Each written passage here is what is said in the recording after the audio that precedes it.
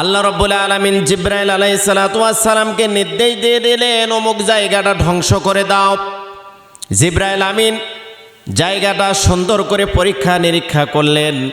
এরপরে আল্লাহ রাব্বুল আলামিনকে মেসেজ দিলেন, মালিক, যে এলাকাটা ধ্বংস করার জন্য আপনি অনুমতি দিয়েছেন, ওই জায়গার ভিতরে একটা নেককার পরহেজগার মানুষ দেখা যায়, সব সময় আপনার গুণকীর্তন গায়, আপনাকে জপে, আপনাকে স্মরণ করছে, আপনার ধ্যানে মগ্ন আছে, আপনাকে সেজদায় অবনত করছে।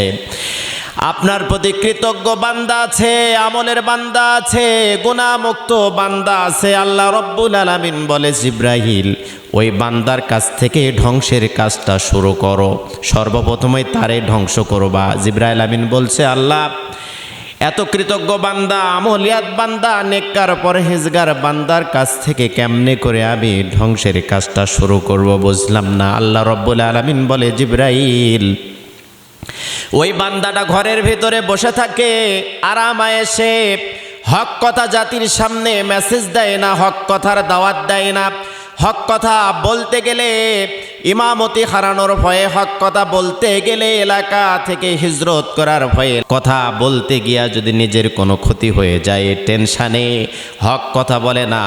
মানুষকে হেদায়েতের দাওয়াত দেয় না, নামাজের দাওয়াত দেয় না, ভালো পথের দাওয়াত দেয় না, খারাপ কাজে অন্যায়ের কখনো প্রতিবাদ করে না।